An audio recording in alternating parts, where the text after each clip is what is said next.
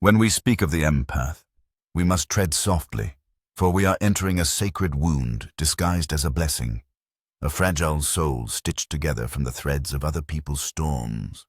This is no divine endowment, no celestial whisper granted at birth. It is the consequence of 1,000 silent sacrifices, the echo of a child's first heartbreak, the heartbreak of never having been allowed to simply exist. The empath is not born.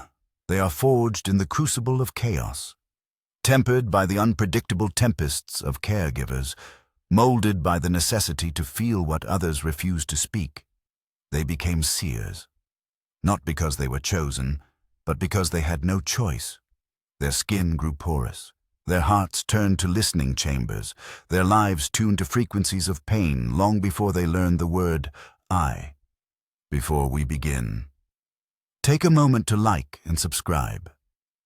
The more you engage and stay with the content, the more YouTube shares these timeless insights with others. By doing so, you're not only helping this channel grow, but also spreading Carl Jung's transformative wisdom to those seeking meaning and inner truth.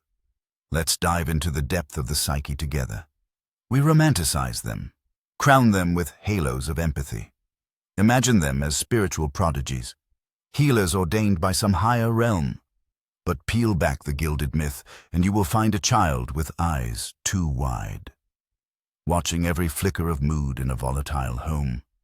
A soul who learned to survive by dissolving their own boundaries. They became mirrors instead of selves, echoes instead of voices. And what the world calls intuition is often the fossil of trauma, the psychic body remembering what the rational mind has long buried. Even when the chaotic household is far behind, the nervous system keeps scanning, the heart keeps merging, the empath keeps vanishing into others. This is the archetype of the wounded healer, yet a healer who has never learned to heal their own rupture. Beneath their gentleness lies an ocean of grief, a quiet rage that has never been given permission to surface. They have lived a lifetime as containers for other people's sorrows, swallowing their own cries so that others may have space to scream, setting themselves ablaze just to warm those who never once offered shelter in return. And in this over-identification with empathy, they lose the very essence they were born with, the self that was meant to live, to feel, to love, without apology. There is an ancient rhythm to this pattern, one that myth has sung for millennia. Cassandra spoke the truth and was met only with disbelief. Her gift, a curse that chained her to suffering. Tiresias, blinded and burdened with visions, saw far but never freely. The empath follows this same lineage. Sight ripped open not by blessing but by rupture, they are haunted oracles, reading the storms of others because once upon a time, missing the signs meant danger, meant abandonment, meant annihilation. And the psyche does not forget the rules of survival, even when the war is long over. But let us not shy away from the shadow here, for every empath carries one, buried deep beneath layers of self-sacrifice. It is the shadow of resentment, of hunger, of rage unspoken. The smile masks a scream. The open hand trembles with exhaustion. The soul asks silently, "When will someone finally hold me?" But this voice is exiled, for to acknowledge it feels like betrayal, feels like sin, feels like risking the fragile bonds that once kept them alive. So they keep giving, keep merging, keep confusing love with self-erasure, compassion with martyrdom. The mask grows heavy, yet they dare not remove it, for who are they without it? And here is the tragedy: the empath believes they are here to heal the world, but secretly they are begging the world to heal them. Every rescue they become entangled with is a projection of the child they once were, the child they still are, crying out to be chosen, to be mirrored, to be held in unconditional love. But this alchemy fails each time. The savior complex cannot resurrect the abandoned self. The unconscious keeps leading them back to the same patterns, not out of cruelty, but out of longing to finally awaken, to reclaim the sacred selfhood lost in those early years of survival. True healing does not come from expanding their capacity to feel for others. It comes from daring to turn inward, to feel themselves fully, even if it feels selfish, even if it burns the bridges of old codependencies. This is not egoism. This is the long-forgotten journey of individuation, the sacred path of saying I for the first time, of planting boundaries like roots in the earth, of speaking a holy no that makes space for an authentic yes. Yet this path is laced with guilt, for every step toward selfhood threatens the ancient contract signed in childhood. I will disappear, if only you will not leave me. To break this contract feels like death, but it is, in truth, the first breath of life. We do not speak these truths to strip the empath of their beauty, but to free them from their chains. For the world does not need more vessels of endless absorption. It needs souls fully alive. Souls who know the difference between empathy and enmeshment, between love and self-betrayal. The gift of the empath is not their willingness to bleed for others. It is their ability to feel deeply and still remain whole, to see others clearly, without losing sight of their own face in the mirror. This gift cannot bloom until the old wound is brought to light, until the forgotten child is invited home, until empathy becomes a bridge between two sovereign selves rather than a grave in which one buries their own being. And so, I ask you, as you walk away from these words, to carry this image a lantern in the depths of your psyche, waiting to be lit, waiting to guide you back to yourself. The empath's true power lies not in being an endless vessel for others, but in reclaiming the self that once went missing in the name of survival. Only then can love be love, unchained from sacrifice, radiant as the sun, unafraid of its own light. Now, dear soul who has wandered here, if these words have stirred the sleeping waters within you, I invite you to take part in a quiet ritual of remembrance. Close your eyes for a moment and imagine a vast, dark forest beneath a night sky strewn with stars. There is a river running through it, a river made of every unspoken feeling you've ever swallowed, every boundary you never dared to set, every part of yourself you abandoned to keep love close. In your hands, there is a single stone etched with a number that calls to you like an old friend. It might be the Seeker's number, a symbol of inner awakening and the return to one's soul. It might be another that speaks from your depths. Whisper it into the current. Let it go. Let it circle back to you as a promise of transformation. And if you feel moved, write this number in the comments below, as though you were placing it on an altar for others to see. A silent vow to reclaim your own being from the tides of a world that once taught you to disappear. This is how we begin to heal, not alone, but together. Each of us finding the courage to stand whole again beneath the vast, eternal sky. It's people who feel deeply, but remain rooted in the self, to feel and remain whole. That is the true task. We must look also at the archetype of the mother, both personal and collective. For many empaths, the mother was emotionally unstable, inconsistent, or overly enmeshed. The child became the caretaker. His role reversal is psychic theft. The child is robbed of their right to be held, and instead becomes the holder. And when the mother archetype is distorted, the individual cannot access the inner wellspring of nurturance. They seek it externally, through caretaking others, hoping unconsciously that someone will finally turn to them and say, "You too deserve to be held." It is here that the empath's journey must turn inward. They must begin to mother themselves, to reparent, to become the very source of validation and love they have sought in others. Only then does the wound begin to close. Only then can the empaths feel without drowning, love without losing themselves, and give without bleeding. Let us speak also of dreams. The unconscious speaks in symbols, and many empaths report dreams of water, of floods, of drowning, of oceans too vast to cross. These are not mere dreams. These are messages. The water is the emotional body, and the dreamer is submerged, overwhelmed, unable to breathe.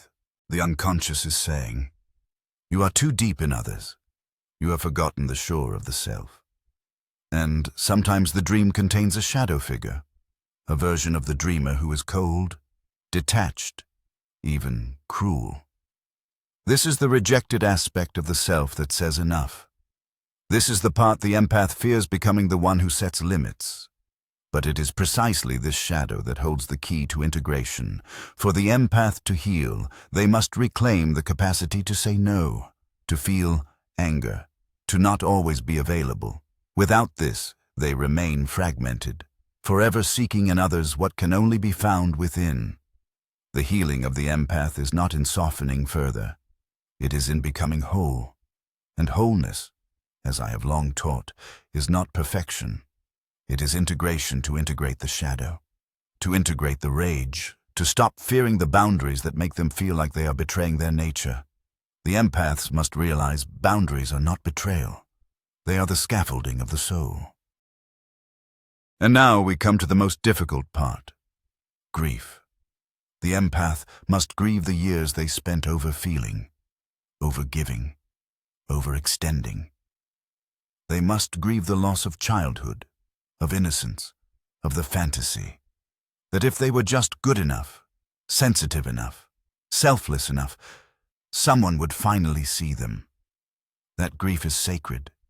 It is the doorway to rebirth.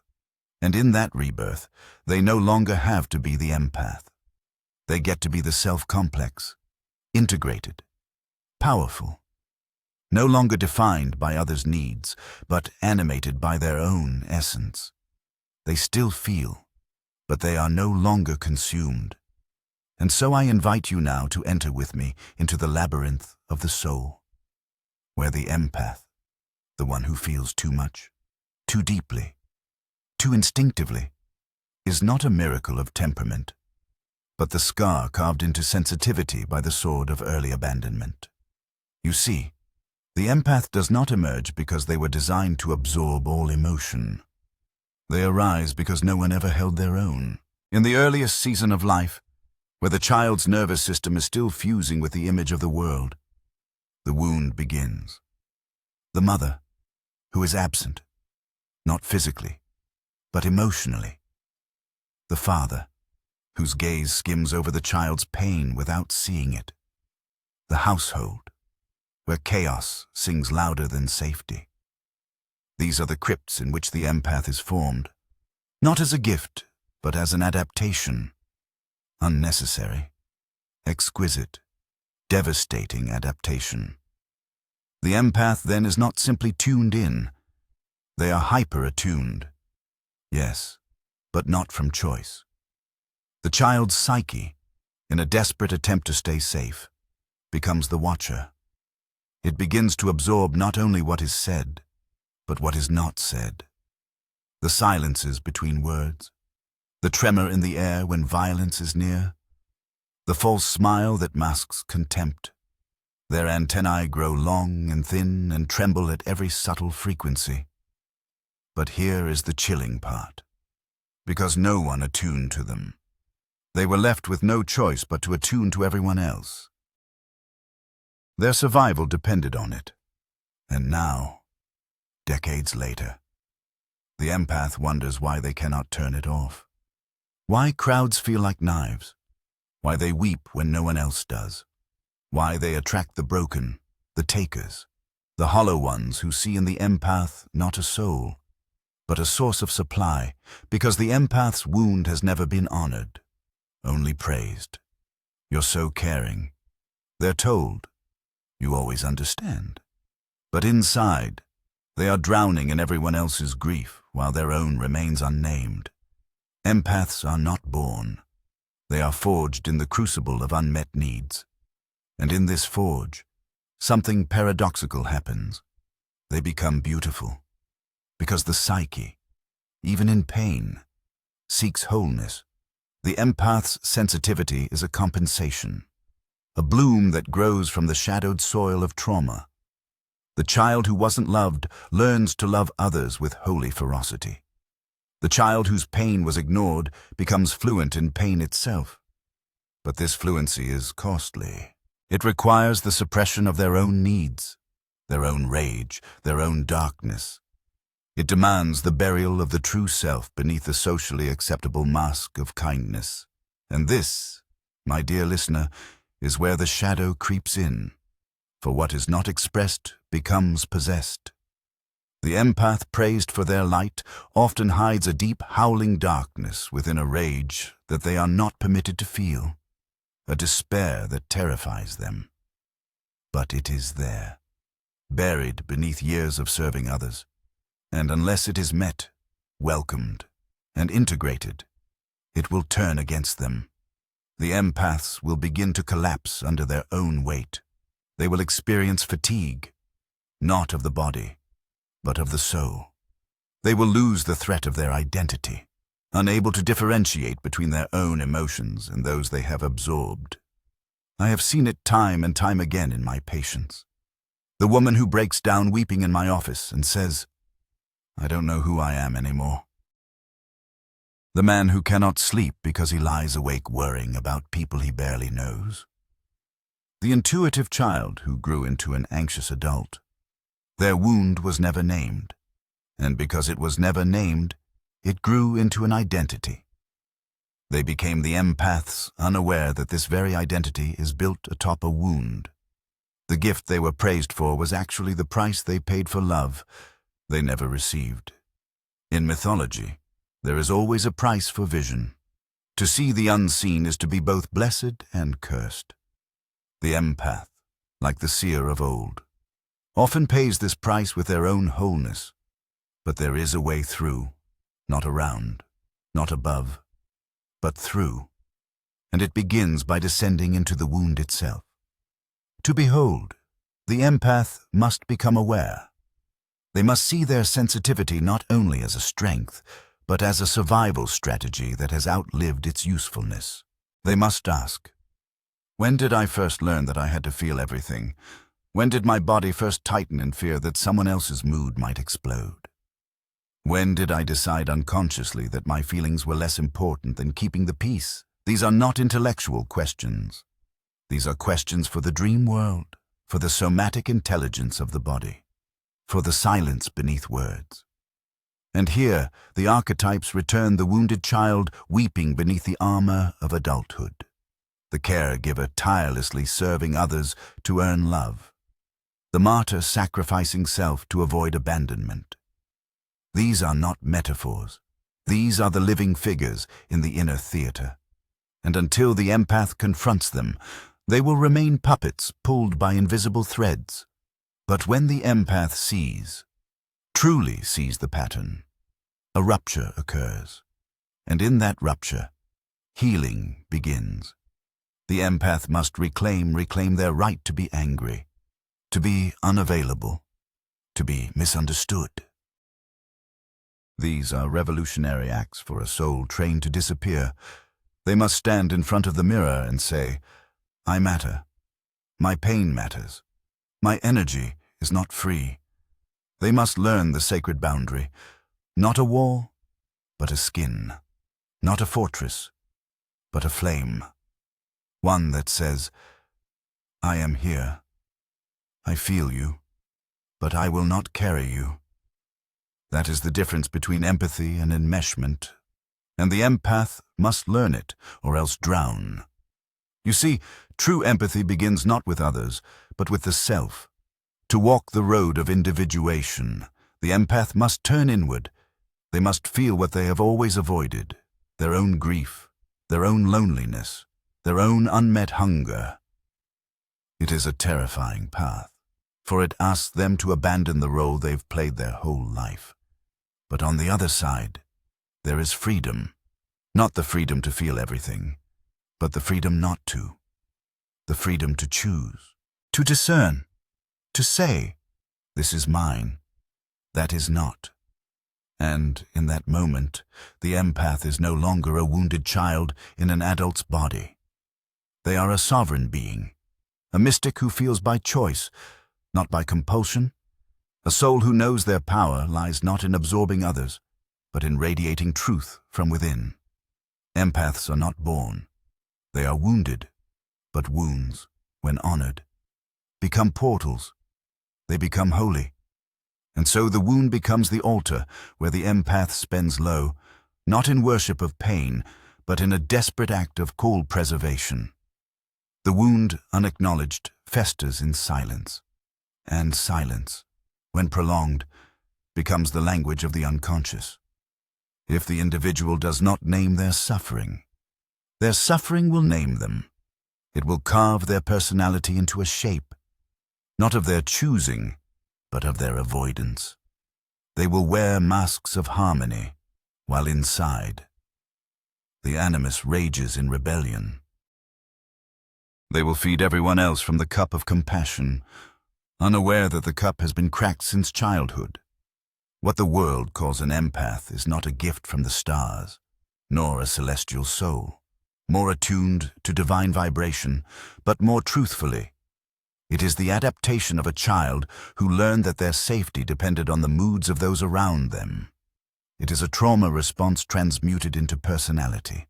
The empath became a mirror, not out of mystical ability, but because they were never allowed to be a window. They were told early, see everything, feel everything, but do not let anyone see you. And so, to survive, they disappeared. Now, in the theater of adult relationships, the empaths will play out the old script again and again, unconsciously drawn to those who wound in familiar ways. Why? Because the psyche, in its archetypal quest for completion, returns to the scene of the injury, not to suffer, but to heal. Yet healing cannot occur in the repetition of the same unconscious roles. The one who was once a child, trained in emotional weather forecasting, must now become the adult who confronts the weather within. Otherwise, they are doomed to spend their life forecasting other people's storms and neglecting their own. I must warn you, this is the perilous point in the journey of individuation. For many empaths, their realization that their gift is not purely divine, but forged in the furnace of early abandonment, can be shattering. They want to believe they are special in a way that is untouched by suffering. But what is more sacred than the transformation of pain into power? What is more holy than the scar that becomes sight? Let us not romanticize the empath, nor condemn them. Let us understand them. They are often confused by their own depth, bewildered by the fact that they feel pain before the pain has even been spoken. They are the children who walked into rooms and felt tension like smoke. They are the adolescents who soothed rage not their own. They are the adults who whisper, I am fine, while bleeding invisibly. And until the unconscious contract they made to keep the peace at the expense of their own presence is revoked, they will remain trapped in cycles of martyrdom to heal. The empath must reclaim what they lost in the process of becoming good. Often it is their anger, exiled and demonized, that must be welcomed home. Anger is not evil. It is the heat of your boundaries trying to remember themselves. The empath must also grieve. Grieve the years they spent tending to the gardens of others while their own soul wilted. Grieve the people they thought they could save, and who never wanted saving. Grieve the belief that love must be earned through emotional labor. And here the alchemical process begins when the empath turns inward. When they stop scanning the emotional horizons of others and begin mapping their own interior world. The transformation is astonishing.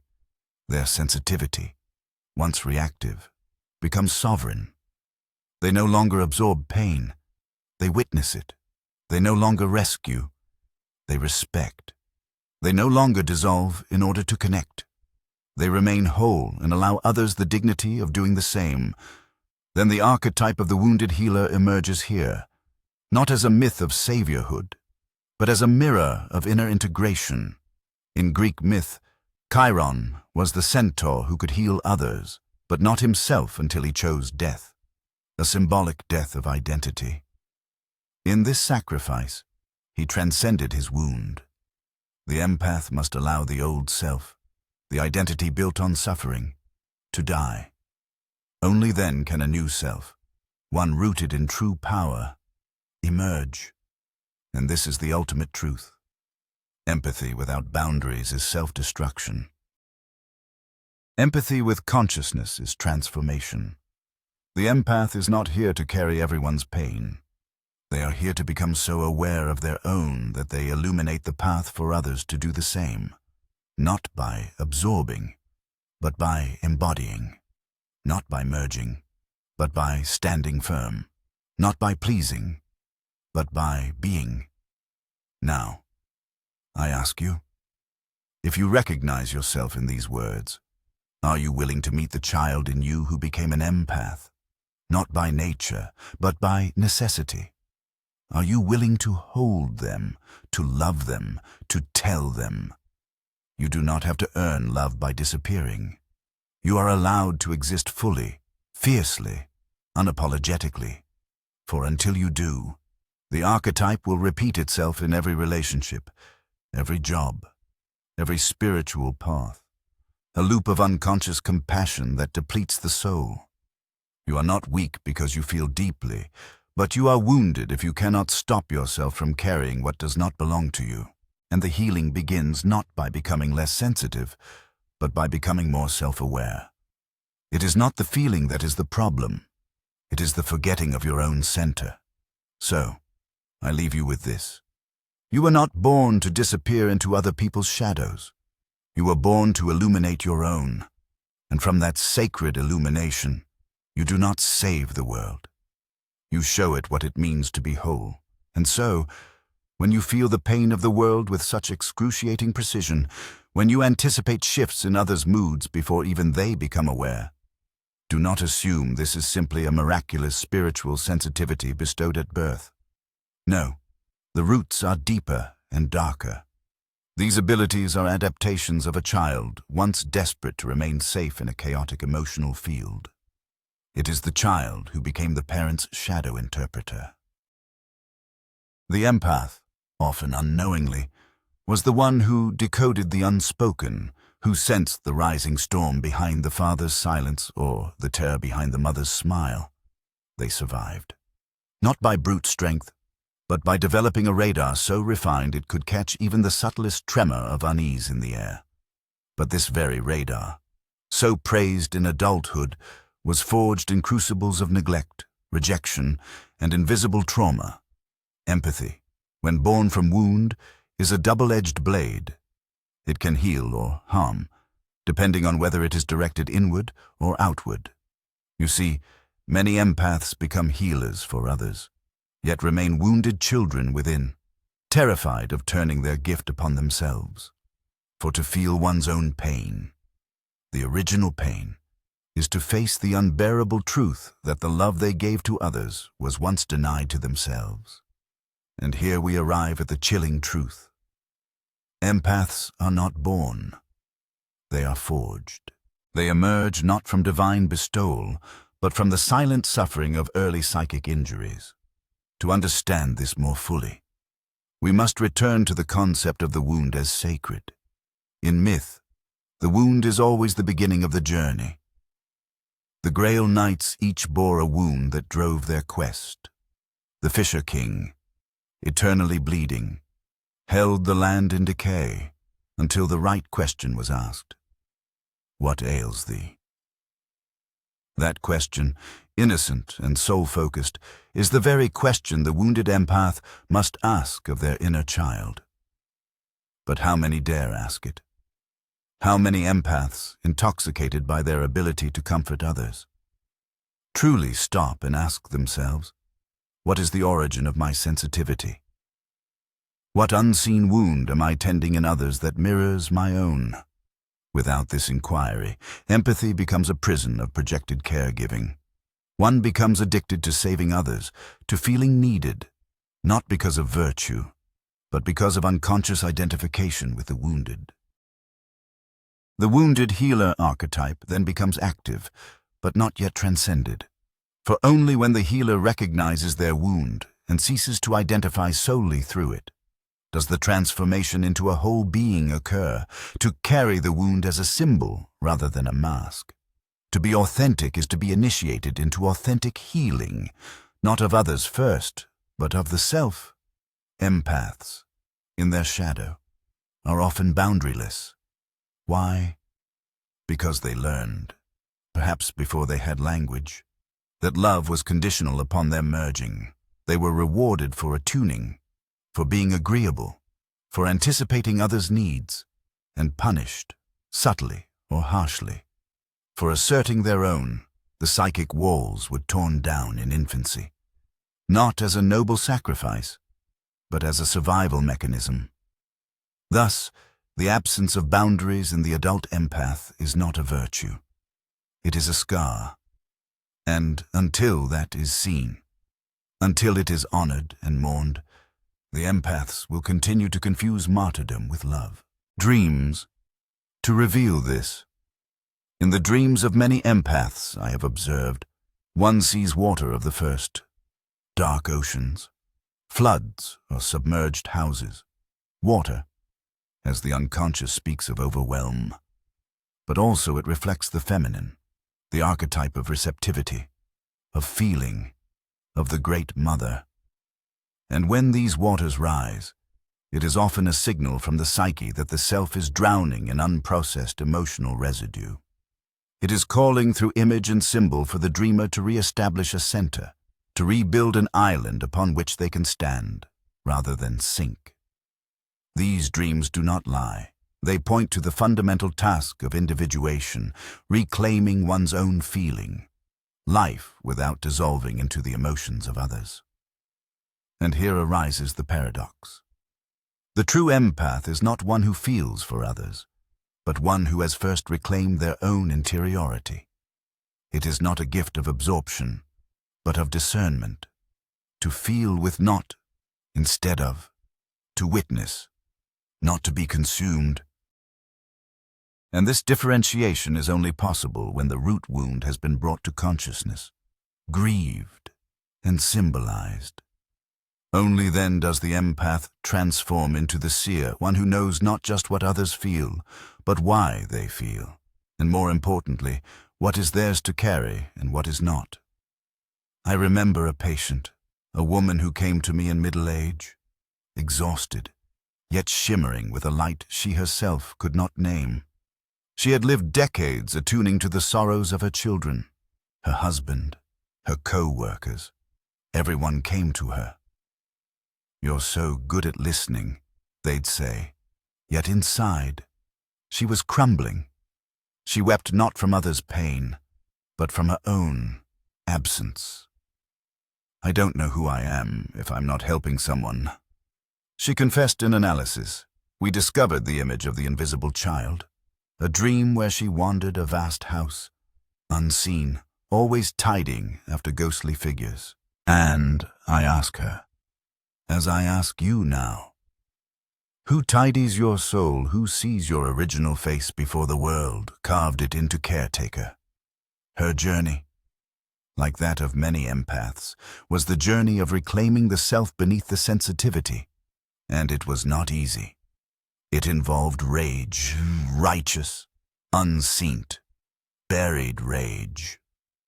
For the empaths must eventually confront the truth that their gift was born of neglect, and that the very people who praised their compassion often contributed to the necessity of its creation. This betrayal must be named, for until it is named, one remains bound to the archetype of the rescuer, a mask that hides the need to be rescued, and so we must walk with care here. For to strip away the fantasy of the natural empaths is to enter dangerous terrain. It is to tell someone that what they thought made them special may in fact be what has kept them in chains. But liberation, true liberation, lies beyond the fantasy. It lies in the integration of the wound, in the decision to no longer wear it as identity, but to offer it back to the soul as offering, if you are ready. I will continue into the final phase of this mystical lecture, a descent into the shadow. And then, if we are brave, a return toward wholeness. Would you like me to continue when we peel back the layers of what is commonly misunderstood as sensitivity? What we find is not a soul born overly porous, but a soul that had to become porous in order to survive. This permeability is not a natural state, but an acquired defense. A necessary adaptation that allowed the individual to remain attuned to danger, to anticipate the moods of volatile caretakers, to intuit emotional threats before they manifested. The empath, in this sense, is not a gifted vessel overflowing with spiritual intuition, but a fortress without walls laid bare from too many sieges, endured too early, one might ask. But what then of the soul's gift is it not divine to feel so deeply? And here, I must be very careful. The spiritualization of trauma is a seductive narcotic. To assign sanctity to wounds is to risk never healing them. It is to wrap suffering in the garments of superiority and call it destiny. But the soul does not require pain to evolve. Rather, pain is what the ego experiences when the soul is ignored through empathy. Not the hyper-vigilant mimicry of the wounded child arises not from pain, but from integration. It emerges when one has dared to turn inward and face the monstrous face in the mirror. The shadow self that holds all the denied rage, envy, hunger, and grief that the empath was never allowed to express. Until that moment, the empath is not really relating to others. They are reacting to ghosts. Ghosts of the father who never came home, the mother whose tears demanded silence, the schoolyard where laughter turned into betrayal. The empath's intuition is not prophetic. It is reactive. It is finely tuned. Yes, but it is tuned to trauma. In my own studies of the psyche, I encountered many such beings, men and women, who believed themselves to be spiritually gifted, when in fact they were spiritually dislocated. Their so-called empathy was a symptom of dissociation, their compassion, a mask for terror. They had learned to disappear from themselves in order to merge with others, hoping to become indispensable, irreplaceable, because as children they felt utterly disposable. Their power came not from presence, but from absence, the absence of self, of boundaries, of the right to say no. The archetype at play here is the wounded healer, that ancient symbol of Chiron, the centaur who could not heal his own wound. And this, my friends, is where the danger lies. For the empath who identifies too closely with their wound risks becoming addicted to the pain. They believe that to feel is to be alive, and to feel everything is to be more alive than others. They wear their raw nerves like badges of honor, confusing overexposure with authenticity. But the soul is not a sponge. It is not meant to absorb the world's suffering, like some sacrificial lamb. The soul is a crucible, a container in which suffering must be transformed, not merely held. If we are to truly evolve, we must challenge the myth that the empath is born. No one is born with a fractured boundary system. No infant comes into this world ready to anticipate the emotions of the other. What is innate is the potential for resonance, the capacity to feel, to attune, but the compulsive need to always attune, to make oneself responsible for what others feel. That is a pathology of survival. That is the echo of a childhood where feeling safe depended on making others comfortable. And this is why the empath, when unhealed, often attracts the narcissist, because the narcissist demands attunement without reciprocity, and the unhealed empath is conditioned to give without receiving. This dynamic is not merely psychological, it is alchemical. The empath and the narcissist represent two poles of the same wound, the fear of being unseen. The narcissist inflates the self to become visible, while the empath erases the self to remain acceptable. Both are running from the same dragon, the void within. And both must, at some point, stop running and turn inward to face it. So how does the empath begin this journey? It starts with grief. Deep, primal grief for the childhood that was spent managing others' emotions instead of discovering one's own. Grief for the years lost in the labyrinths of caretaking, for the friendships that were really trauma bonds, for the love that had to be earned through self-abandonment. This grief cannot be bypassed. It must be allowed to burn through the psyche like a sacred fire, purging the false self that grew from the wound. And then comes the reclamation, the moment the empath stops asking, "What do they need from me?" and begins to ask, "What do I need?" This is the birth of the true self, not the hyper-attuned ghost of the past, but the embodied soul that knows where it ends and the world begins. It is a terrifying birth because it often requires disappointing others, breaking roles, becoming visible in ways that attract judgment, but it is also the only path to wholeness. Empathy, in its highest form, is not the absorption of pain, but the transmutation of it. It is the capacity to witness another without merging to care, without rescuing to stand firm in one's truth while honoring the truth of the other. And this kind of empathy cannot grow in the soil of a wounded identity. It requires boundaries, self-trust, and the courage to be misunderstood. Do not worship your wound.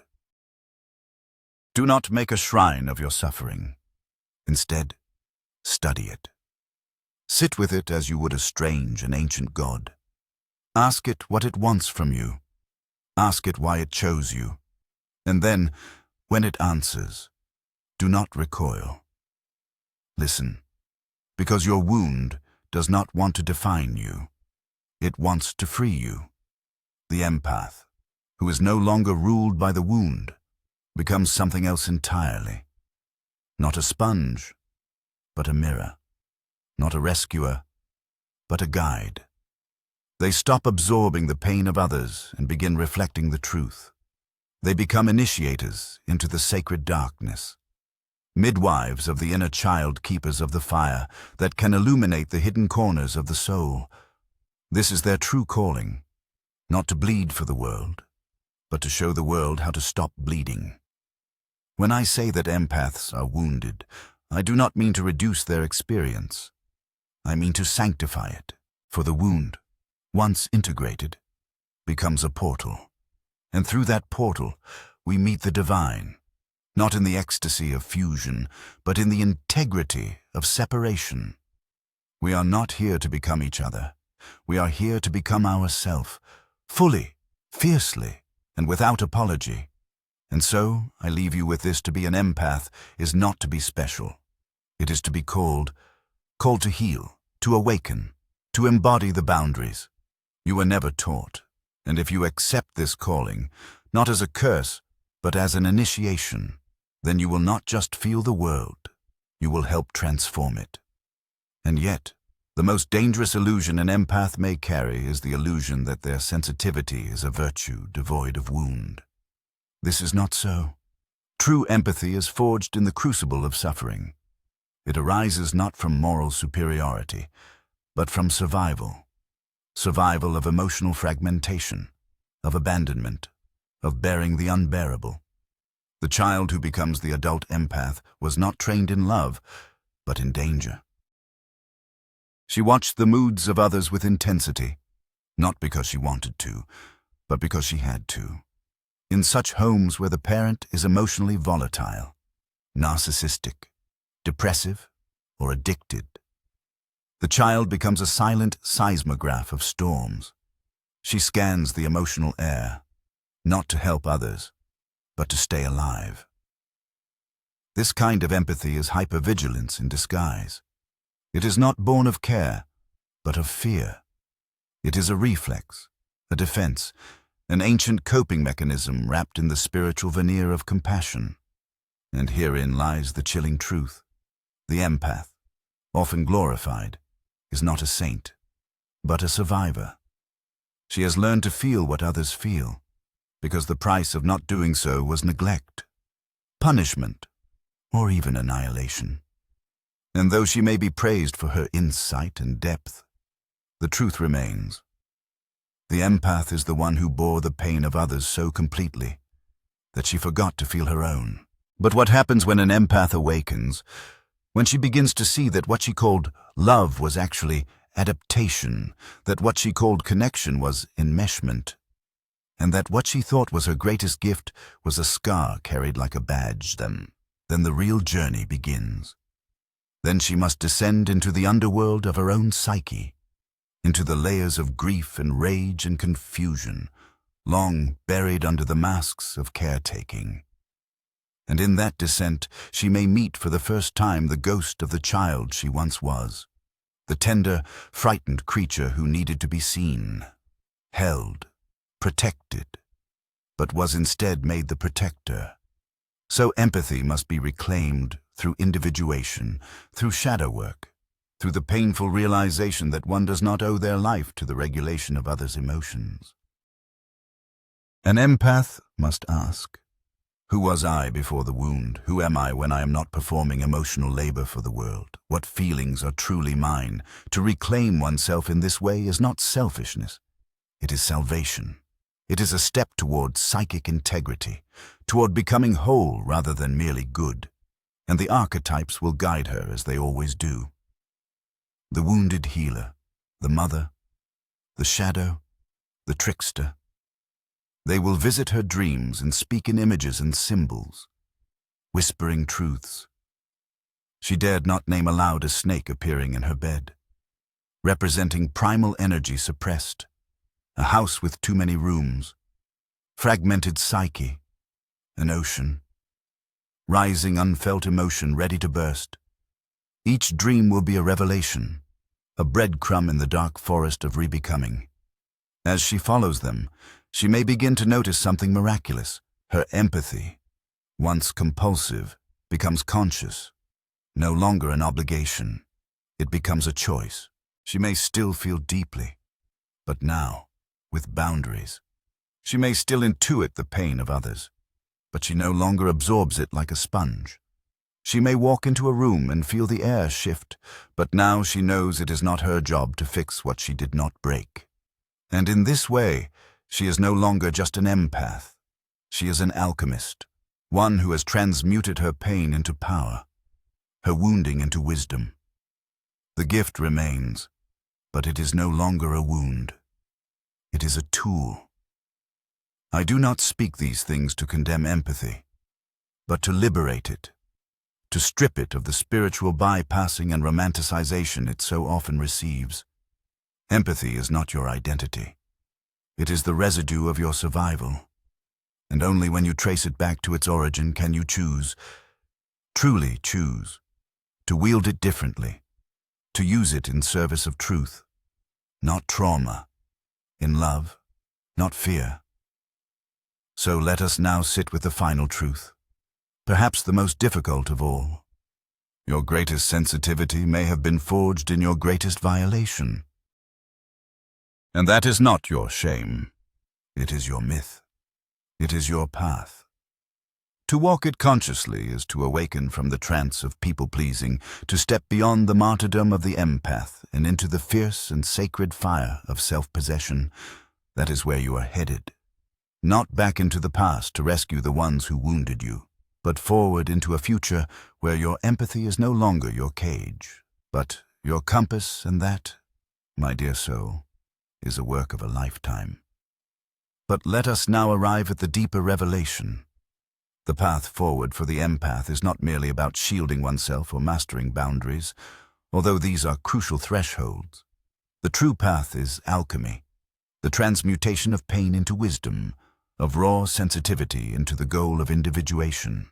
For the empath's wound, if not examined, becomes a prison, but once gazed upon with the eye of truth, it becomes a sacred wound, an opening to the divine. I have witnessed in countless dreams and analyses that when an empath ceases to run from their pain, when they stop calling it only a burden, they begin to harvest meaning from it. They find a capacity to see into the hearts of others, not as a curse, but as a sacred faculty. This, however, is not sentimental empathy. It is not self-neglect in disguise. It is not martyrdom. It is the birth of the wounded healer, the archetype who walks into the underworld, not to escape or to save, but to bring illumination. In myth, the wounded healer is often seen limping, carrying the mark of their pain like a torch. Jung, the centaur, could not heal himself, and yet his very wound became the source of his wisdom. Likewise, the empath must ask, am I merely bleeding, or am I becoming a vessel through which healing flows? The answer lies in whether one has truly faced the shadow. To heal as an empath is not to become less sensitive, it is to become more conscious of what that sensitivity demands.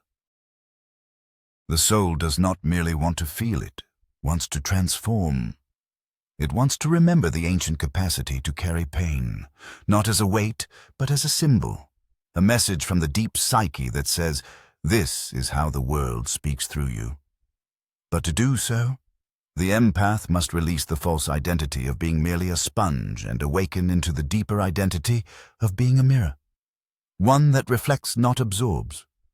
I have always believed that the soul is thrown to its own healing.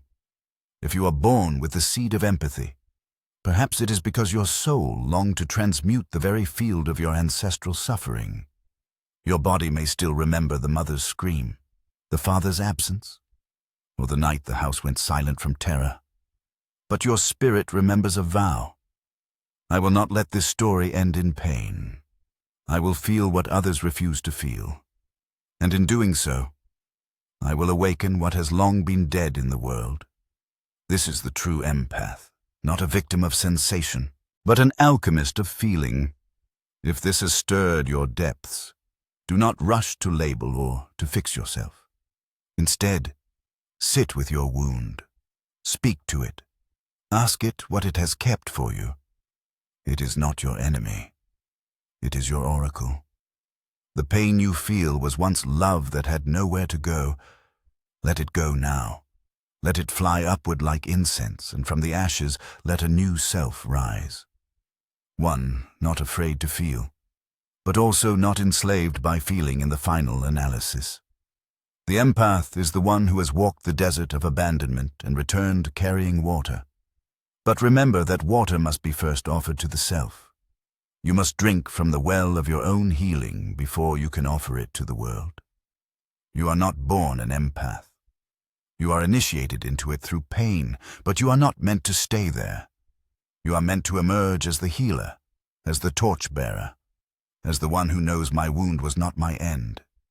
It was my beginning. And so, I leave you with this. Let your empathy no longer be the chain that binds you to other suffering. Let it become the wings by which you fly above the ruins of your past. For only then does the empath transcend the wound and embody the gift. And that, my friend, is when the real transformation begins.